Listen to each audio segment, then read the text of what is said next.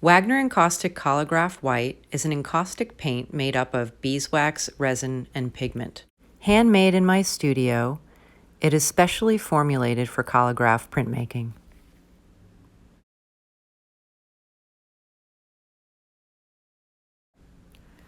My white wax is best used with Akua Intaglio inks to release easily from the paper when printing on an etching press.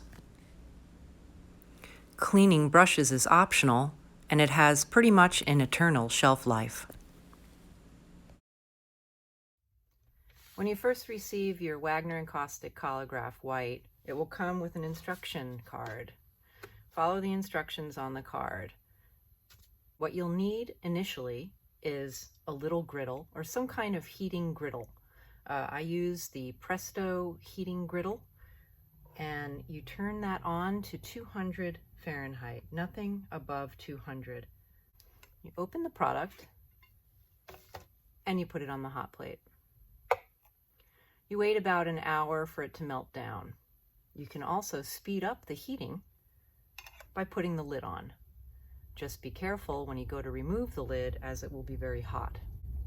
As a precautionary measure, I use the handy dandy clamp for the can as an extended finger so that I don't burn myself. This is very important. You don't want to use something like a clothespin or anything that's going to slip on the can, because this is 1 pound of wax and it does have some weight. So you just put that on there and you're good to go. You can wait for it to melt. Once the wax is molten, just grab your chip brush and put it into the wax. You'll see right away that the wax is pretty fluid. You want to keep it at a constant temperature, not to exceed 200 degrees. And now you're all ready to work on your plate. In getting ready to apply the wax, you want to definitely make sure you have it close to your work area so that you don't drip too much of it.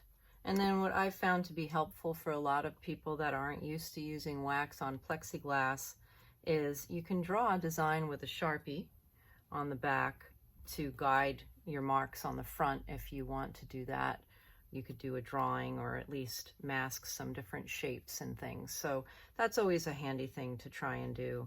But here I'm just going to show the fluidity of the wax and how it moves around. Now, if you use it and you find that it's gotten very thick on the plate, you can use a loop tool to scrape that down. And when you scrape anything off of your plate, and even if you drip it onto your tabletop, you can scrape it up and put it back in the can as long as it's not contaminated with any inks. So while you're working, it's a very forgiving process in that you can recycle it again and again. So here I have clear plexi, 1/8 inch thick, and it's just a little bit beveled. It's about 5 by 7.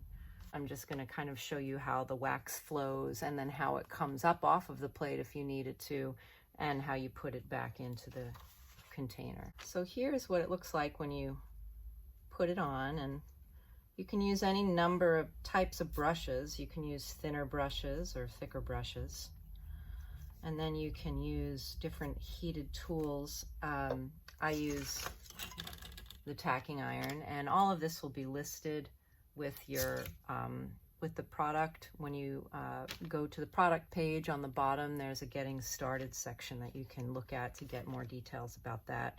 You might want to, really get a lot of it off of the brush first so that it's not so blobby. That would be one of my suggestions.